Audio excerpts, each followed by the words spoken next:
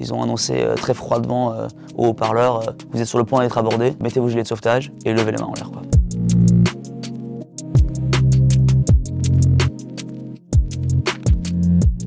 Mon bateau, personnellement, s'est fait intercepter vers 3h30 du matin. L'armée rentre sur le bateau, détruit notre connexion internet, nos caméras. Nous, à ce moment-là, avant qu'ils interviennent, on a balancé tous nos téléphones dans l'eau pour éviter qu'ils aient accès à nos contacts et à nos messages, évidemment. Et puis il y avait ce que nous on appelait le vaisseau fantôme, qui filait sans lumière et qui d'un coup allumait un énorme spot pour viser les bateaux, pour voir un peu qui y avait dessus, et puis qui éteignait la lumière et qui filait. Pour qu'on ne sache jamais exactement si c'était notre tour ou pas, ils ont annoncé très froidement au haut-parleur vous êtes sur le point d'être abordé, mettez vos gilets de sauvetage et levez les mains en l'air, quoi.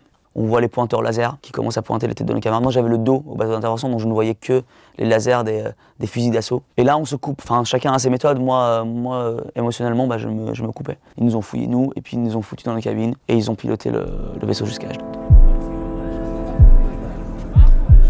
À peine le pied posé sur le sol, il y a 2 flics cagoulés jusque-là qui viennent et qui te mettent une double clé de bras, qui pressent ta tête très très bas et qui te traînent comme ça. Évidemment, ils ne manquent pas au passage de nous jeter un peu dedans, donner un petit coup de pied dans le dos, écraser nos mains avec leurs bottes. Et puis ils viennent chercher les gens un par un. Et là commence le parcours administratif du combattant. C'est quoi ton nom? C'est quoi ton pays? Et puis quand tu as une tête un petit peu basanée comme la mienne, on te demande est-ce que tu parles arabe? Est-ce que tu es musulman? Musulman?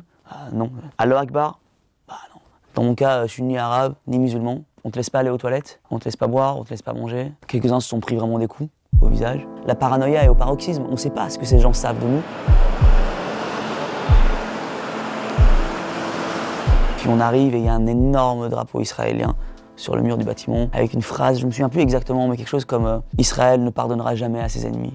Donc on nous emmène et on nous met dans des cages collectives, on nous a retiré tous nos médicaments. On voit qu'il y a des soldats qui se mettent en place, on voit qu'il y a un groupe de journalistes qui arrivent et on voit cette tête passer. Et on se rend compte que c'est Ben Gvir, le fameux Ben Gvir, le ministre de la Sécurité nationale du parti d'extrême droite, qui est là pour faire son petit coup de com'. Et il nous traite évidemment de terroristes. Regardez ces gens, ces soutiens du Hamas, ils sont là pour faire du mal au peuple juif. Alors nous évidemment on répond que non déjà. Et sous les Free Palestine et les huées, il s'en va. On nous donne cette tenue que moi je porte encore aujourd'hui et on nous emmène dans les cellules. Il se passe pas grand chose sinon en fait de la guerre psychologique, quoi. C'est l'armée, c'est la police cagoulée, armée parfois avec des chiens qui rentrent dans les cellules juste pour te compter. Ils disent toi, vous venez. On ne sait pas ce qui se passe. On ne sait pas si c'est un interrogatoire, on ne sait pas si c'est une libération. Ils donnent très rarement des infos et quand ils en donnent c'est souvent des mensonges. Moi j'ai vu des camarades se faire malmener, j'ai vu des camarades se faire frapper. Quand on va dans les différentes cellules, toutes les écritures sur les murs sont en arabe. Il n'y a rien en hébreu. C'est pas une prison pour des Israéliens, c'est un lieu qui a été créé pour y enfermer des Palestiniennes et des Palestiniens. Même si ça nous dérange. Je suis inquiet pour mes camarades qui sont encore sur place. On a quand même eu droit à un traitement européen. Ils ne voulaient pas nous tuer, ils voulaient surtout nous effrayer et éviter qu'on revienne. Malheureusement, c'est raté. À la première occasion, on repart. Nous ne sommes pas le sujet. On était juste le doigt qui pointait vers le sujet et vers Gaza.